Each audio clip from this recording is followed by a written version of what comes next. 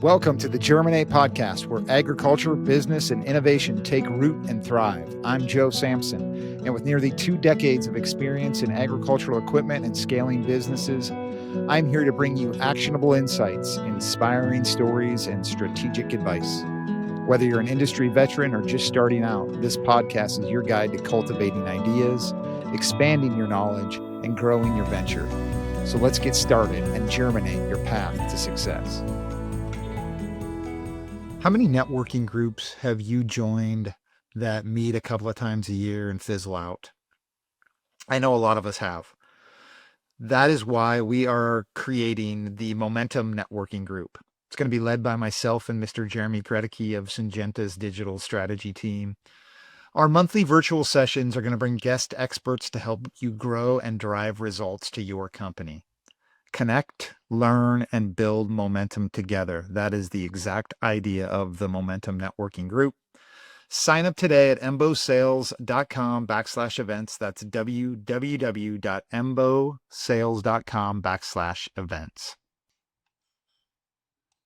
All right, folks, welcome back to the Germinate Podcast. I think this is episode, we're not quite to 40 yet, but we're close. I think this is episode 39 that we're recording. So I still can't even believe that. That's crazy to me, but I'm glad. These are some of the best days of my week for sure. So I do these on Thursdays.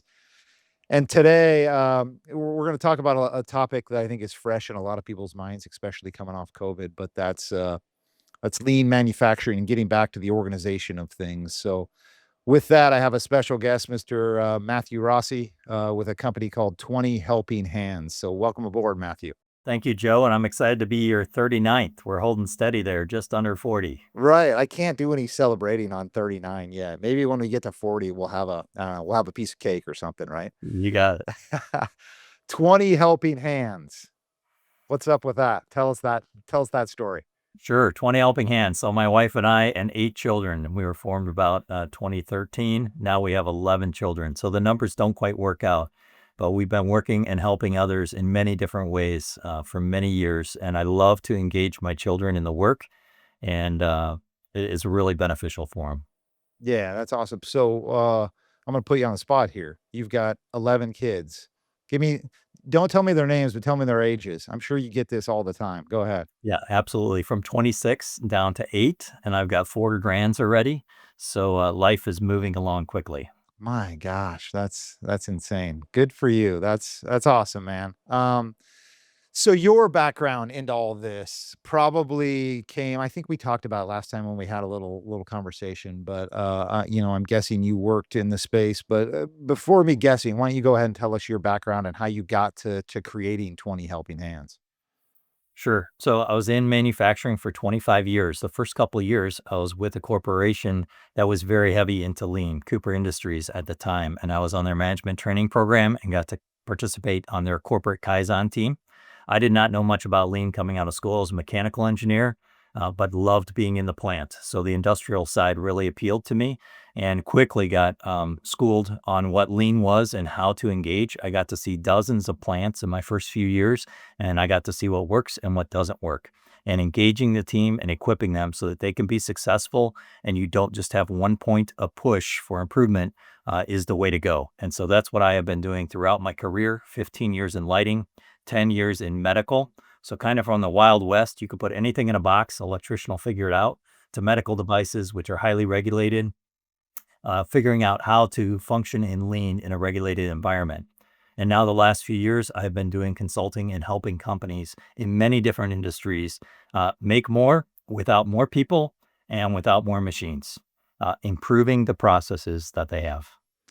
Yeah, this podcast is all kind of twofold. It's got the entrepreneurial journey as well. So you took a leap. You decided to say, you know what, I'm going to leave the corporate world and I'm going to do this myself. I'm going to utilize my expertise here and go out on my own. And so talk about that journey a little bit. What sparked it?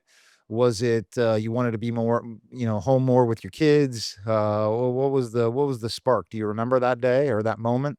Oh, absolutely. I've always wanted to be a consultant, but I was terrified of 2 things. How am I going to get clients? And what's going to happen if I have to travel all the time? And so I fortunately, I had 5 years. I was working for a very small company. They wanted to keep me on, but realized that I need to scratch that itch. So for 1 day a week, they let me do consulting. So on my Fridays, I consulted for 5 years and I learned how to help companies, the things that helped and the things that did not help. And then through LinkedIn, I've been able to gain my clients and I've been able to filter and draw primarily those from Chicagoland and downstate so that I have not had many overnights. In fact, this year, I'm at 3 overnights so far as a consultant, and I have been pretty much full all year. So I am just absolutely thrilled with where I'm at and the effect that I'm able to have with organizations.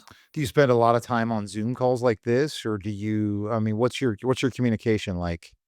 Sure. So I'm typically in each of the plants 1 day a week. And so I'm typically with clients too. I try to have 4 clients at a time. So 2 days every other week. So I'm with clients this week, and then in 2 weeks I'll be with them again. So I'm with clients 2 days a week, and then I'm prepping 2 days a week typically. Are your businesses that you're trying to target pretty agnostic to you? I mean, your background's kind of all over the place, so that's a good thing when you're getting into this. You can touch a lot of different industries. Or is there a main focus of an industry that you like to kind of hone in on? Sure. My background has been primarily fabrication and machining, but absolutely fascinating. I've been in food and they have the same problems. So, food packaging, food manufacturing, paper, ND Packaging is one of my clients up in Wisconsin. They're creating cardboard basically. I just started up with another company, Fat Fender Garage. They are restoring 1950, 60 vehicles. Absolutely coolest product that I've Yeah, worked with. yeah. But what I'm finding is I don't need to be an expert in their product. I'm an expert in the process. And so processes across organizations are just really struggling. Leadership across organizations has not been developed. These are the things that are common across industries. And so I can bring lessons that I've learned in some industries over to others. And I am really enjoying that aspect in the variety that I'm seeing. You say leadership is not kind of up to par these days. Let's unpack that a little bit. What do you mean by that? Sure. So many folks are put into leadership positions without the training and skills that are needed for that. It's a totally different skill set. And so oftentimes we need a group leader for welding, they'll pick their best welder. Well, this is a recipe for failure because that best welder may or may not be skilled in the leadership and how to work through others. Also, he just lost his best welder. So now output in the area has dropped because he is now the group leader. So yeah, it's a hands-on position, but it's not the same. And so with organizations, they really need to invest in their leaders and help them understand how they can work through others, motivate, inspire, direct, create plans. Leader standard work becomes such a primary tool so that a leader knows how to spend their time to be most effective. I gotcha. That makes sense. You get rid of your best person, and then all of a sudden, you don't have that person doing the job anymore, and all of a sudden you lose efficiencies, you lose throughputs, and that's sort of the name of the game, specifically in manufacturing, right? It's all about getting the product from point A to point B, and then getting it out the door. I mean, it's not that simple, but it is that simple, right? Well, there's a fallacy out there. The thought is that, hey, if we all just work harder, we'll make more. Yeah. But that is not true in manufacturing. You have to determine where the bottleneck is and get resources there. Because in fact, some of your folks working harder or faster just causes more confusion. So we do a fun little game to kind of highlight that where we pass the ping pong balls around and see how many ping pong balls we can get around the circle. And at the end of that, I ask this question. I say, who is the fastest at passing ping pong balls? And there'll be lots of guys with their hands. I was the fast. I'm like, it doesn't. I'm like, okay, so if you went even faster, how many more balls would we get around? Zero. Right. Right? It's not about who's the fastest. Then I ask, okay, who's the slowest? Of course, nobody wants to raise their hands, but we can all look over and know who screwed up the most, right? And we say, okay, if we don't provide support to this individual, we'll not get any more around. And this is what's true in manufacturing plants. I can walk in and they're like, well, how do you know where the problems are? Because I look for the piles. Wherever the piles are, piles of work orders, piles of inventory, piles of people. You can just walk in. That's where your problem is. We've got to get resources to our bottleneck, and then we're going to get more throughput. Because you're right, throughput is what we need so that we can have more out the door, which brings in revenue, which provides the cash, which funds operations. Yeah. So let's make up a business here. We're gonna call it, I don't know, Joe's fish shop. There's already a Joe's crab shop. So or Joe's manufacturing plant. Um, I call you and I think the last time we talked, you said I could pretty much find a bottleneck in the first like 5-10 minutes. So talk about your approach. I call you, you come in and step one is what? So the first thing we do is it's kind of a discovery call to see if we're a good fit, because I need a couple of things from an organization for them to be successful. I need a servant leader. So I'd ask you, hey, can I see your org chart? You go grab it and proudly show, oh yeah, here we go. 14 people, 50 people, however many folks you have. I'm like, oh, we have it upside down. So I flip it over. And Oh. depending on how you respond. So if you're like, no, no, no, no, no, I'm the boss. Like, no, we're here to serve our team. And the way that the leader responds to that tells me whether I'm going to be effective. Because if they think that they're the boss and it's only going to be their way, I'm not going to be able to utilize the rest of the team to make the improvements that we need, because they have to do whatever the boss says. Yes, sir. Right. And folks don't know how to be loyal. Do I tell them that it's going to be a problem? Is that disloyalty? Or do I just go along? Is that loyalty? Right. So leaders, the way that they project. So the first thing is I need a servant leader. The second one is they have to be able to sell more if we make more. So if I'm going to come in and we're going to get 20 to 30% more out, can you sell it? Because if you can't, then you're going to say, okay, I just got to let some people go. I'm like, Mhm. no, I'm not in for that. I did enough of that in my career and I'm sorry I did. So I'm not doing that anymore. I want companies that are growing. And so those types of companies. So first we figure out if we're a great fit. If we're a great fit, it's time for me to show up and take a look and see where you're at. So I want to go through and hear your history, where you're hoping to go with the organization, and then start walking through the plant with your managers or supervisors and explaining the process to me. An important point to stop at here a little bit. So step one, you walk in and you take the org chart, and everybody's got an org chart. Got an org chart that says, okay, there's the president, the CEOs at the top, and everything else trickles down. The first thing you do is flip the thing over on its back and say, okay, this is how we're going to operate now. And if somebody says, whoa, whoa, whoa, whoa, whoa, no, that's not how we roll here, you're kind of like, okay, see you later. You actually don't want help. I can tell you don't want help, right? Exactly. Yeah. Yeah. Exactly. They're not really looking for help. They just want someone to drive their agenda forward. And Yeah. that's not going to be transformational. And so it's not going to work. I absolutely love that, Matthew. That's awesome. So step one is that. Step two is you come in and say, okay, if we're gonna improve things. I know this. We're gonna make things more efficiency. So can you handle it? So you you touch all different facets of that business. You're not just talking to the operations and production team. You're also now getting into the sales team and kind of unpacking, is this possible? Can this be done? And that's a huge step too, because you don't want to be like the Bobs from Office Space where you come in and say, maybe you've never seen that movie, but there's characters called the Bobs and they come in, they're hired to come in and get rid of a bunch of people. Basically, that's their job. You're fired, you're fired, you're fired, you stay, you're fired.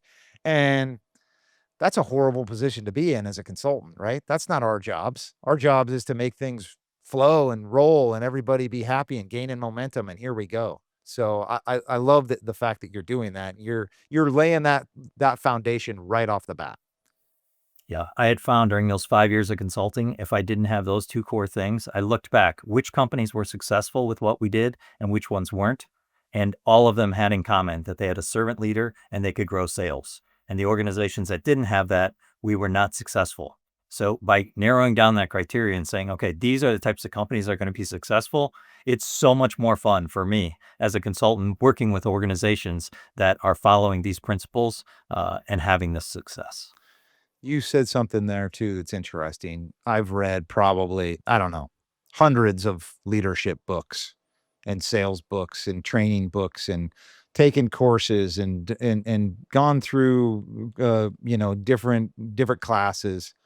And you said servant leader. And a lot of people ask me now, what book do you think would you recommend for leadership? And I'm like, well, I'd start with one, and it's called the Bible.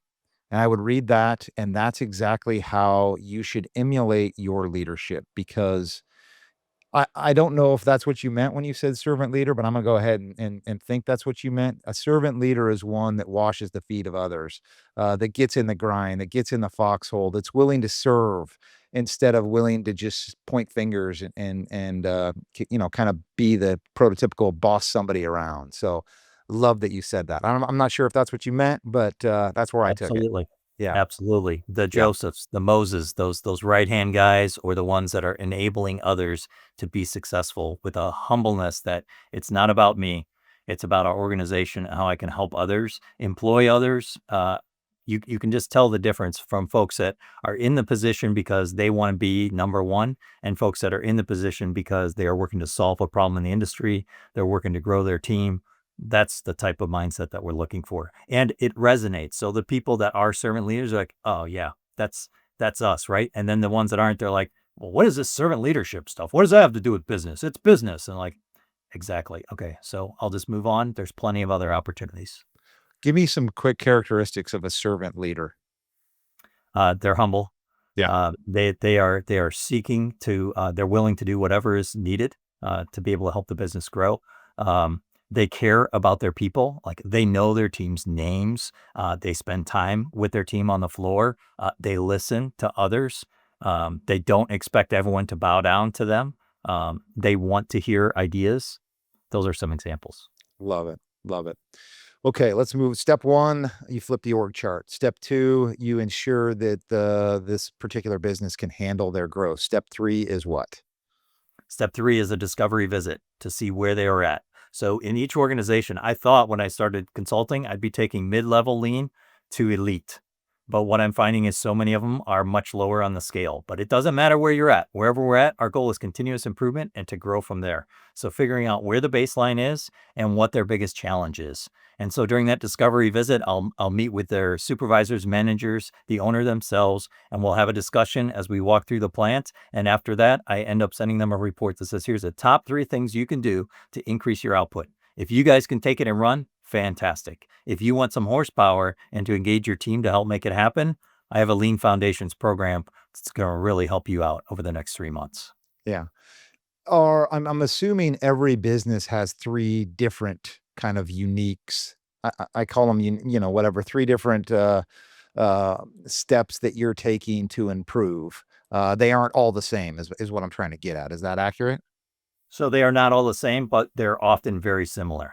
Sure. So some of the most similar ones are in equipping our leadership, because our leaders are just super operators. They just spend extra time at the machine and work all the overtime, and they're not leading the team. So the team is unled. That's a very common one.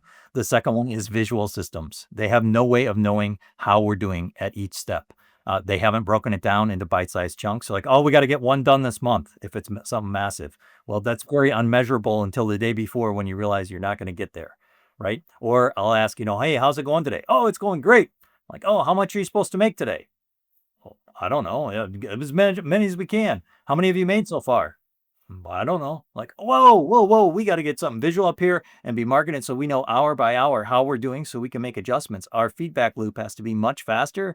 And you put that power with your team and instant ownership, and they're gonna drive to impress. And if you have multiple shifts, they're gonna make sure they do better than the other shift. And all these things that come into play and actually make it fun.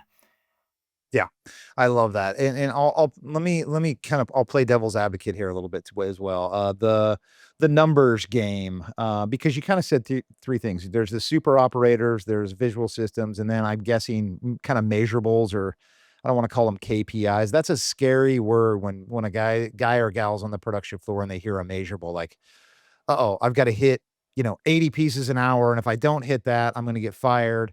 And then there's the person that says, okay, I got to hit 80 pieces an hour. So I'm going to hit that number regardless of if it's the right quality, if something goes bad. So talk about that, me being a little devil's advocate. When I hear a numbers or a KPI, that's sometimes where people's brains go. And how do you kind of counteract that? Sure, absolutely. So the key thing with KPIs is that they are measuring the process, not the person. So many people, many of the owners I walk in like, I just don't know about my people. It's so frustrating. They just don't get this and they don't. I'm like, I don't think it's your people. I think it's your processes. And if we fix the processes, your people will perform. And so that's the way that I approach KPIs as well. We're going to measure this process. And one of the things that we do by measuring this process is find out when we need support from other parts of the organization. So if my machine is down due to maintenance, how often is it down due to maintenance? Now I know because I'm tracking hour by hour. So now I can bring maintenance over and say, maintenance, look at this. We were down 9 hours out of 40 hours this week due to maintenance. What do you think we could do differently to make this better? Now, this is drawing outside resources from the department to help my bottleneck, right? Or I might say to engineering, what can we do to adjust this process because our flow rate is just too low? well, if you did this and this, I've told them before, but they weren't interested. Like, we're interested, right? Draw those things together. So that is one of the areas. Of course, quality has to be maintained.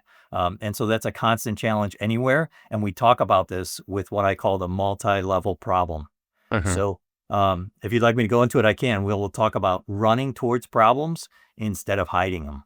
Yeah, no, let's talk about it. I love it. Running towards the problem. Talk So about it. first thing is we need to run towards a problem because problems don't just grow by doubling, they're logarithmic. So let's say I get in some material, it's the wrong material, but receiving doesn't notice. Then it moves over to the machine and we run it on the machine and well, hey, receiving said it was the right stuff. So we used it. Now I've added more value. So it might have cost me $100 at receiving to send it back and get the right. But after I've machined it, now it's 1,000. Then those parts get to assembly and it's 10,000. Then we ship it to the customer. And if they notice it when they get it, it's 100,000. But if they don't notice it until there's a catastrophic failure, now it's 1,000,000. And that's just the cost to fix the problem. That doesn't even address our reputation that just got damaged because we screwed up. So we got to run towards a problem. I would rather fix 10 $100 problems than $1,000 or a 10,000 or 100,000. Of course, anybody would want to do that. So we talk about this, why it's so important to raise that you had an issue or you found a problem. If you think something, you say something. That's a huge mindset shift. Also, post up what are the top 3 quality issues for your plant. It should be posted up so everybody knows. If we can avoid these top 3, our quality issues will cut in half, maybe even 3/4, because most of the problems are the same problems happening over and over. And folks don't even realize, like, well, yeah, they told us once to watch for that. No, every single day, right in front of you. It's like safety. And lean is the same way. Like the more awareness there is, the better response that you will get. I take it so far to say, not only do I want you to run towards problems, I want you to broadcast problems. And here's an example. Yesterday, I was putting this thing together and I almost did it backwards. I didn't even know it could go in backwards, but I caught it and I fixed it. And so now I'm telling all of you the next day, don't let this happen to you. Now think about the pace of learning if every person would be sharing the problems and the almost mistakes that they had with everybody else instead of this, oh, you got to learn it on your own. It takes 6 months to learn this job. If it takes 6 months to learn a job, you're doing training wrong. Yeah. Yeah. And I can relate with that. Anybody that's put together something from IKEA, you start with step 1 and then you get to about step 15 and you're like, "Oh, I know that arm goes there. I already did the left arm." You put it on there and then now you're on step 30 and you're like, "Oh my gosh, I forgot to put that one little lock bracket in step 15. So guess what? And I got to take the whole stupid thing apart." Yeah, and now I'm talk about finding a problem before it happens. And one other thing that triggered me kind of there was when you were talking about quality. When I go into businesses, I always ask for, what are your 3 strengths? What are your differentiators from your competition? Not always, not 100% of the people, but I'm gonna say about 90% of customers say, "We have the best quality in the world." And I almost always say, "You can't have quality as one of your 3 strengths." Now you're gonna push back on that a little bit, but let me get to where I'm going. Instead of saying quality is a strength, say what it is about your product that is quality. Is it the raw material you're using? Is it you're using a better paint than somebody else? It kind of gets people's mindset out of, oh, we're just a quality manufacturer, this and that. And I'm kind of thinking, I'm interested in your take on this because I think the word quality is way overused these days. Like if you want to be quality manufacturer, then what is it about that? What are the things that you actually do? Define them, lay them out there, talk about them, put that on the wall. Don't put quality on the wall. Put that on the wall that differentiates you. And I don't know. I'm interested in your take on that. What's your thoughts there? Yeah, I would tend to agree Yeah. in that respect. And I think part of the challenge is that certain customers can only afford so much quality, right? So if you say, "Hey, I want to build a house," right? And builder's like, "Oh, awesome. I can help build a house. It'll be 1.1 million." You're like, "No, no, no, no, no, no. I can only spend 350,000." Okay? So I still want a quality house, but I got to choose different materials. I got to choose a different floor plan. I got to do different things, right? I can't afford that. And so organizations saying, "Yeah, we're the best in quality." Okay, so then does that mean you're absolutely the most expensive and the best option out there? Well, no, no, actually, we're a great value. Okay, so I agree with you. Right. Like, put in there, like, our item will last longer than, or our item can do this and others can't, all right? That type of concept of what is it that's quality to you? In addition, the thought that we all have that our quality is the best. Like, yeah, I'm the best at this. That's just our own self and hubris coming out that we think they're the best. What do your customers say about your quality? Would be one of the first questions that I would ask. Do you have a customer survey? Oh no, we don't ask them. Okay, how about we do ask Yeah. them? Yeah, I mean, and that's another reason why I think outside consulting is so key for a lot of businesses, and if anybody wants to hear this, this is my clearly, we're biased, but so many things on the inside can be swept under the rug, the ugly stuff, just sweep it under the rug because I don't wanna look at that. I know it's there, but I don't wanna look about it, and then we as outsiders come in and be like, what is all that ugly stuff you got going on underneath that rug? Like, that's killing your processes, your progress, your momentum, your culture, all these buzzwords that we hear, your strategy. You wanna know why your strategy is not executing? Look over there at those ugly things under that rug, and let's talk about that. And that's the things that we can do from the outside because our job is to not just agree and be nice and say yes and do these things. No, no, no, no, no. Our job is to say, we're going to be efficient and we're going to grow this company and we're going to build momentum here. And the only way to do that is to look at that ugly stuff. I'm sure you see that all the time. Yeah, and I don't know where it's gonna appear, but at some point, we're gonna hit that elephant in the room, Yeah. and that is so critical. When that happens, right after addressing the elephant in the room is where I see companies get the greatest traction, and it could be because a spouse is working there and, "No, you can't touch that," or it could be the boss's dream stuff that he does over here that's sucking resources off or muddying up our bottleneck, right? Oh yeah, well that's like a government project, like we have to do it. Like it can be in so many different aspects. Some places it's even quality. Quality has strangled it. That's not what the customer demands. It's what our quality department demands. And now we can't get anything right, so we're scrapping 20%. We have like these are the types of elephants, and I don't know where it's going to show up, but it's one of the things I'm sniffing around for because if I can find it, like, hey, you can't talk about that. Actually, I'm a consultant. I can talk about it, and I'm going to because if we don't address this, all the rest of your steps are in vain.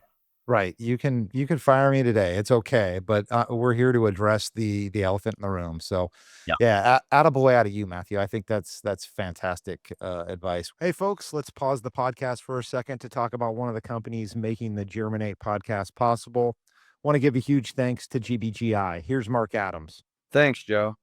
At our shop in Chardon, Ohio, every part we build is made with precision. From the CNC machining to the final inspection, we don't rush because we know your customers can't afford failure.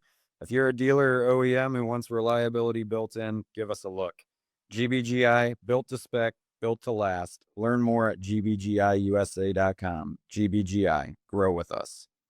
We kind of interjected here into your steps, but we got to what did we get to? Step 3 or step 4? Or, I don't know how many steps there are, but let's keep talking about them. I love this kind of stuff, by the way. Sure. Absolutely. So after the discovery visit, and here's the top 3 things that you need to really engage your team to help make it happen. Oftentimes they're like, wow, if in 2 hours you can come in and assess us and know these types of things, obviously you're going to be able to provide value to our organization. So it's setting it up so that what kind of contract works best? What pace of change can your organization handle? Maybe they're already doing an ERP change or they're switching facilities or other types of things.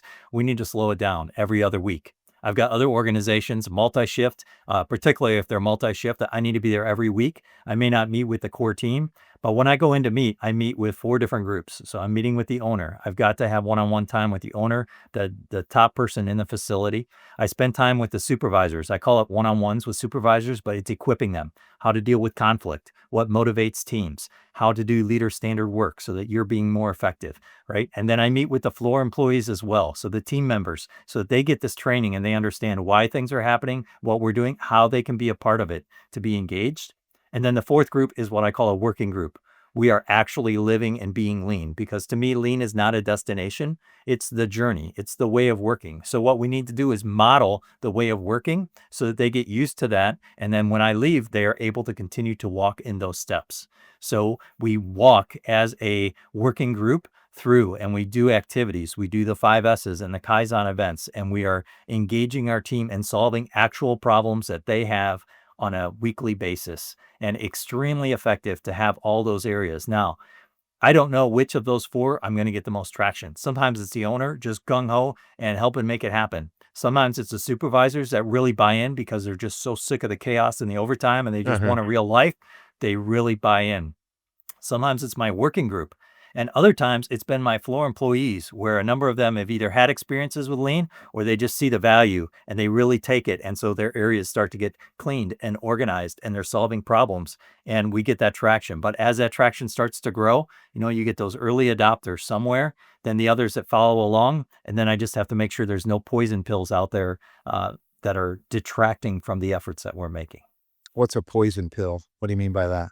A poison pill is somebody that is so negative about the whole situation that they literally take us backwards as we try to take steps forward. So I'm not telling everybody they have to be at the forefront or even that they have to tag along. But if you're going to be an anchor and drag us down, then you're not going to be able to be a part of this organization or transformation that we're doing.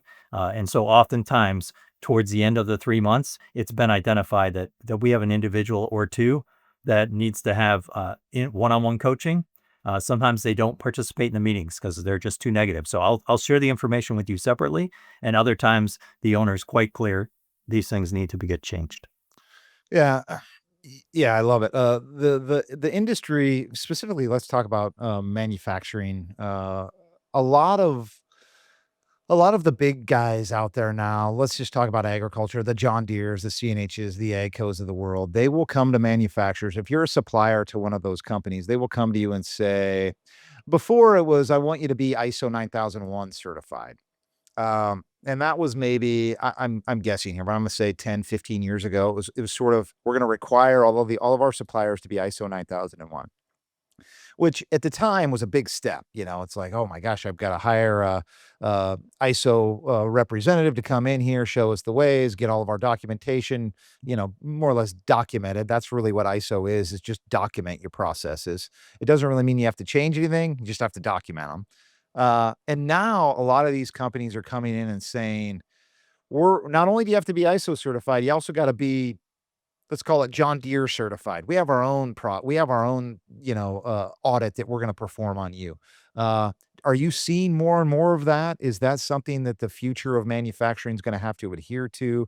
Which is that going to go well above fishbone diagrams, 5S's, Kaizen, PDCAs, all the stuff that we all hear about now? My point is there going to be another phase of all this, in your opinion? So I'm not sure if there's going to Okay. be another phase. I think in the regulated industries, it's always existed that you're going to have these supplier audits and they're going to come out. And then what has shifted is the mindset from, I don't just care where you're at. I want to know what your continuous improvement plan is so that I see you're not just a static company, but you are planning to keep up in many of these different areas. So in problem solving and in addressing your team. So one of the biggest challenges, as you can see, is that there are not enough people to go around. And so if I am currently have a supplier that's doing machining for me, are they going to have enough machinists to be able to supply me in the future as my business continues to grow? I want to go in, I want to have conversations with them. What are they planning to do? Just try to out hire the next guy with machinists? Or are they incorporating things like AI and robotics into their process so that their team members can scale and be able to produce more with the same number of individuals? And so those types of things I think are going to happen. Are we seeing that some of the higher end manufacturers are doing a lot more with their suppliers? Why? Because it's so critical. If you're not vertically integrated and you're relying on others, just one of your suppliers breaking down or not performing to the standard can just crush a line, right? And so these are really critical that your entire supply chain is on board. Yeah. Are you an Elon Musk guy? I would say that I am super impressed with what he was able to do with Tesla and some of his businesses. I am not impressed with the way that they approach the things that they were going to do with government, because that's exactly what a top-down type approach is. Pull out the chainsaw and start chopping. And that is not what lean manufacturing is. It is not engaging the team. We could have engaged, and we still can, engage a team and say, how can we do better with the resources that we have? Yeah. Yeah, I'm not sure where I stand on all that either. It seemed like everybody was happy about it at first because, like, oh my, we're spending millions of dollars on the snake research in Guam. Well, clearly we don't need to do that. But what's going on there? Let's dive into that. But I read a book by Walter Isaacson on I don't know if you've read that book I on have. Elon Musk. It's an interesting book. And you talked about vertical integration, and that's really what saved Tesla, I think. I mean, not only that, he expected to have a vehicle that looked the part because he knew it was gonna be expensive. So it better look the part. If you're gonna build a high-end car, high-end people are gonna buy it, let's make it look the part. But also the vertical integration. They almost made every nut and bolt in Tesla. I mean, they decided And we're they gonna went do. down to the mines to go Yes, get what they needed, and that yes. was brilliant. Exactly. Absolutely. Absolutely brilliant, and something that a lot of manufacturers should copy. And where I'm going with this is a lot of people are talking about robotics and autonomous and AI these days, especially in manufacturing. Some of the plants that I'm going into now, I'm seeing about either a quarter of maybe they have 10 production lines and 2 of them are automated and the other 8 are waiting to get automated. Those are the companies that I'm really looking at going, these guys are going to make it. These guys are understanding that this is a huge part of the future of manufacturing. What's your take on that? Organizations need to get on board. They need to be Yeah. piloting and trialing and seeing what can work and then taking that to scale. So again, first bullets, then cannonballs. So see what you can do. Can you get one of your machines so it's machine tended and able to do that? Now you've got 10 more. So how many more does it make sense to do? But get that first one going. Learn what you need to learn to be able to make that happen. And many organizations being more vertically integrated only leads to more chaos. So if you are not a well-run organization, getting more vertically integrated, you're just dooming yourself. But as you get better run and as a lean organization, you want to bring more of your suppliers and those types of those things inside because under your control, because you are well organized and you have things where they need to be. So I do caution companies that don't go running out trying to be so vertically integrated quite so quick because you're just going to bring more chaos if you're not well run. Let's make sure you have great processes in place, and now you can work on that vertical integration and get that tremendous savings and opportunity that comes with it. Yeah. Awesome. Let's talk about cleanliness and safety. I think they kind of go hand in hand. And I guess I'll give you a quick story here. Every spring and every fall, I got to get to it here because we're recording this September 4th. I clean my garage out every year. It's just one of those things I do. I typically take everything out of the garage, stick it in the driveway, clean everything, wipe it down, hose it off, get the cobwebs out. And then I look at all my stuff and I say, okay, number one, do I need that? And if I do, is there a better way? I don't want anything on the floor of the garage. So then I go to Home Depot or Menards or something and buy racking systems. In a sense, it's my version of automating my garage. I make it so it's going to be easier to store these things. Or I throw stuff away.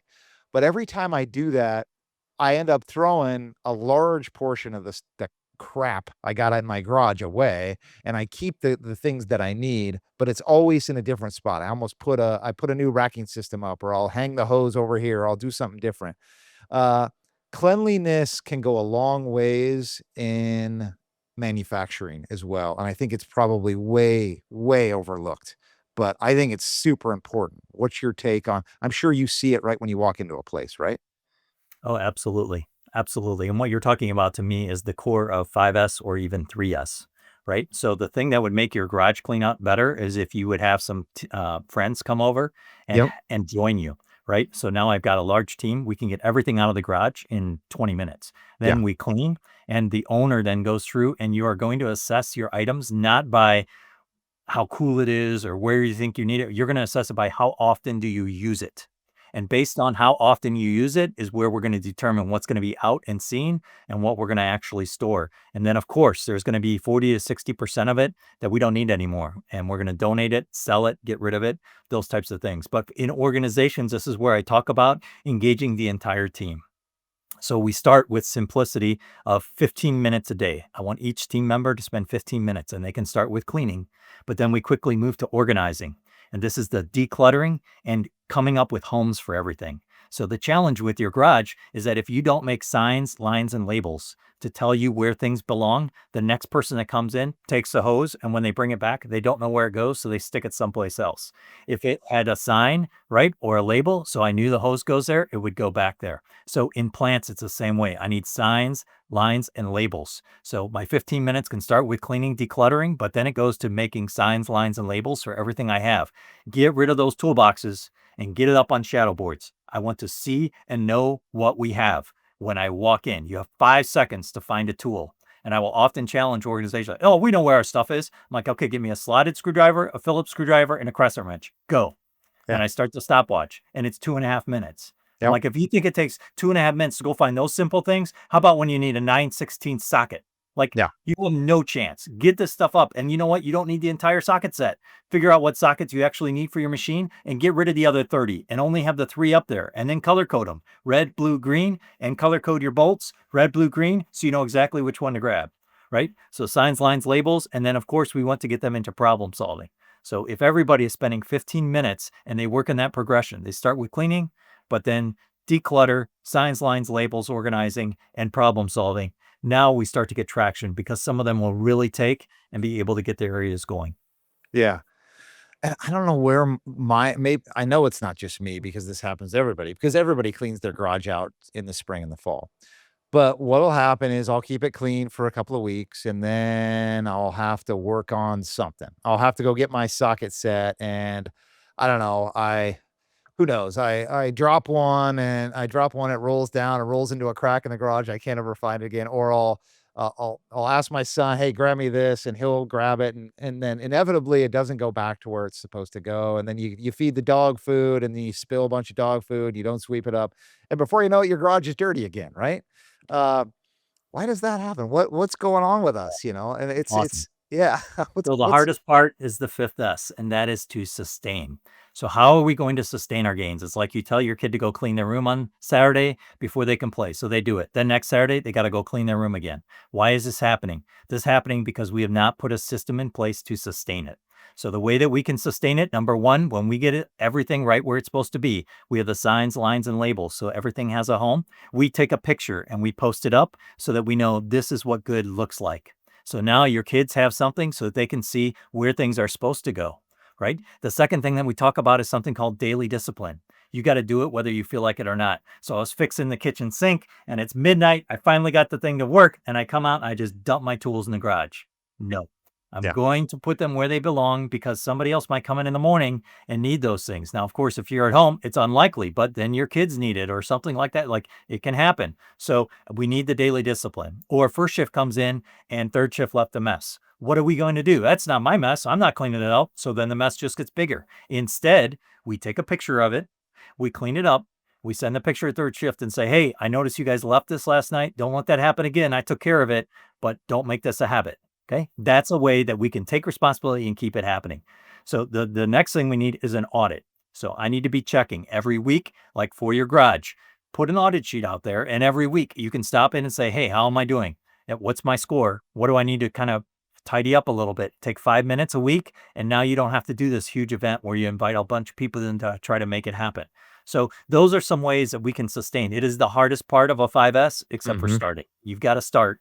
But Yeah. then the hardest part is to sustain. So get those pictures up of what good looks like next to each toolbox, next to each of your shadow boards, next to an area.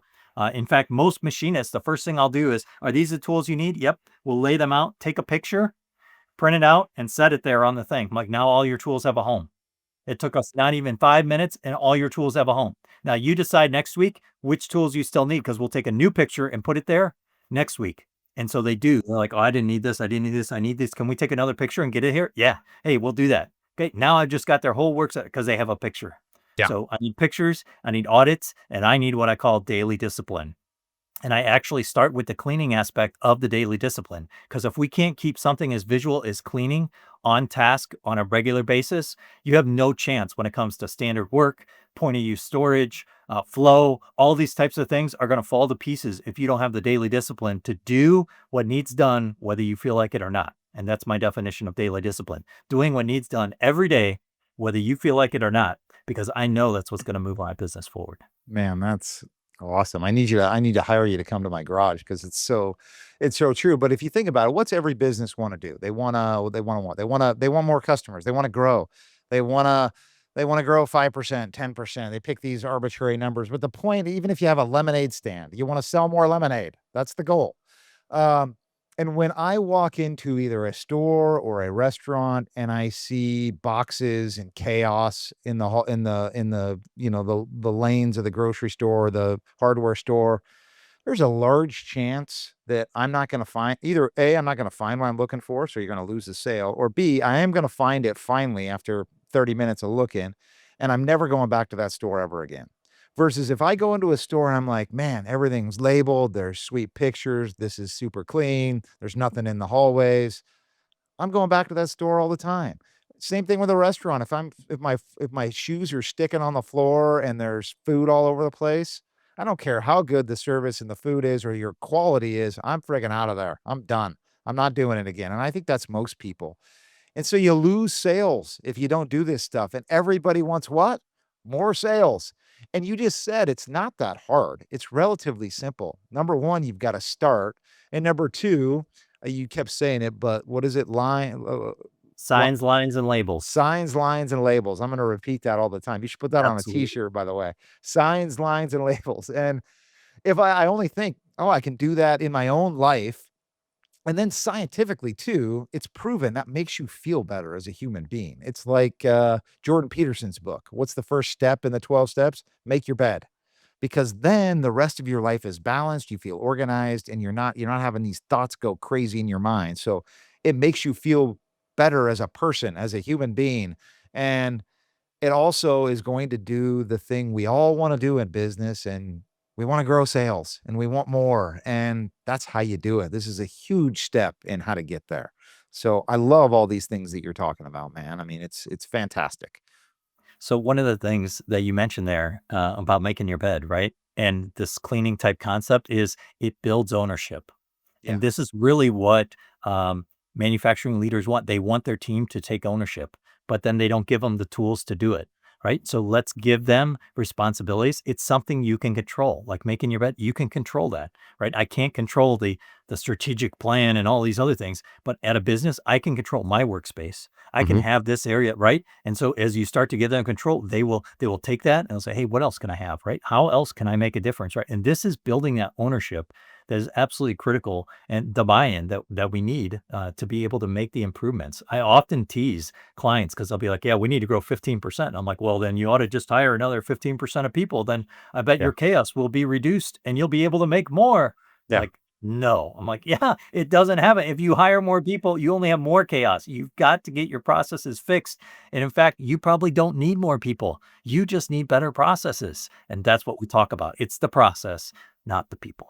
Yeah, it's so true. And that's maybe the problem in the American culture now. We went through COVID and we had all these labor issues, and everybody with a pulse was hired at all these places. And then they were all now we're blaming all those people for all the inadequacies that happened during those times. And it's like, you sure it was their fault?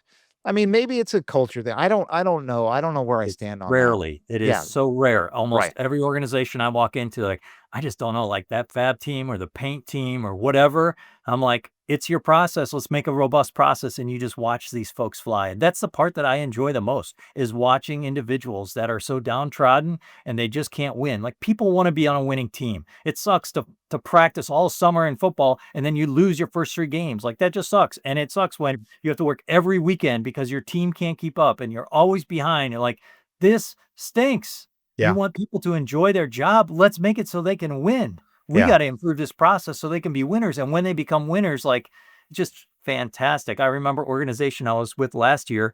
And in February, I met with their leadership team. I said, how much more can you get out of this plant? They're like, oh, we're max, maybe 2 or 3%. Okay. 3 months later, we had 30% more going through the plant. But the best part is I redid that exercise. I said, how much more do you think we can get through? And they're like, oh, probably another 30%. Like, so it was awesome that we yeah. got 30%, but what was more awesome is that they now believe they could get even more. And that's what your teams need. They need to recognize, see that, and have it happen. And it's so fantastic when it does. I just enjoy it. Yeah, and you said 2 words, empowerment and ownership. And when you go back to when you first walk into a business and you say, "We're gonna flip this thing around," that's what every person wants is a little bit of an empowerment, and they wanna own something. The simple thing like making your bed, because ineptly now they're taking ownership, and now they feel like, "Hey, I'm part of this team, and now we're gonna win together," instead of just somebody puking directions at me all day long. Empower your people. and give them some ownership. And then, like you said, watch them just sail off into watch the, we're not going to grow. We're maxed out. And now all of a sudden we got 30%. Now guess what? We can do another 30%. That's a winning team, man. That's how you win. I love it. That's Yep. fantastic. Equipping and engaging your team. That's what I talk about. We equip and we engage our team. And it just absolutely opens up the doors to improvement in so many different ways. And organizations, they're wasting the talent. They're paying for people's hands and they're missing out that you realize every single one of them has a mind up here and you are not mining their mind. So don't just pay them for their hands. Ask them. Say, hey, I'm going to give you 15 minutes and I want your ideas and your thinking. Start with the cleaning, then do my signs, lines, and labels, and then let's solve problems. And I'm asking, I'm equipping you, I'm giving you time, and I'm asking you to provide these to the organization, and so that it makes all of our jobs easier. And that's the ticket right there. It does. It makes jobs easier, and individuals have ownership. It's beautiful. You're a passionate guy and it oozes out of you, man. And I think we need more people that are passionate. And one thing I'll say about Elon Musk that I think is not said enough is everybody thinks he's this rare guy. He's Bruce Wayne. He's this figure that's never been created before. And I'm like, I think that's not true. I think back in the glory days of manufacturing of America, there was a lot of Elon Musks.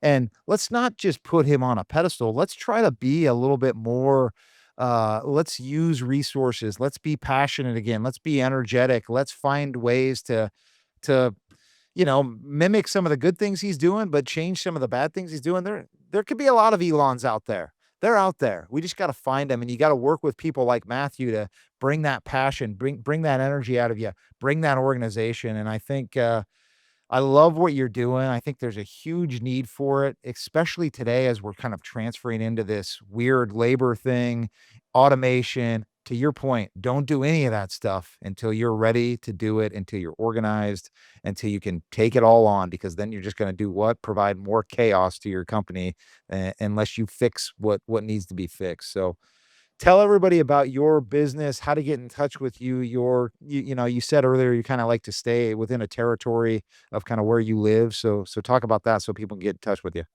Yeah, absolutely. So 20helpinghands.com spelled out.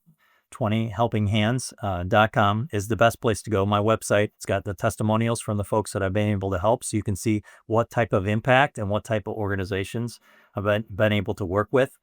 Some organizations don't like the word lean. So we go at it without the word lean, but we're doing the same types of things, engaging our team. Others, they know what they need to do and they're interested in making it happen. I've generally just been staying in Chicago, although this latest client now is in Phoenix. So we're spending, I'm just doing back-to-back days twice a month. So 4 days a month, but in back-to-back days. So I'm excited about that and giving that a shot to see how that works at a distance. And so organizations between 5 and 50 million typically in revenue. The super large ones typically cannot get the organization to engage and have the openness that's needed for change. And the super small organizations are still trying to figure out how to make money. And so they aren't ready for transformational change in the lean space. So those are the organizations that I'm able to help the most, primarily in Chicagoland, Wisconsin, Indiana, Illinois area. Got it. Well, talk about a servant leader, folks. This guy is one, and we appreciate you. We appreciate your company. I'm grateful for you to come on the show and talk about it. But yeah, I will put all this in the show notes as well, so everybody can get in touch with you. So Matthew, appreciate you. Thanks for stopping by, and this is great information, man. Awesome. Thank you, Joe. It was great visiting this morning.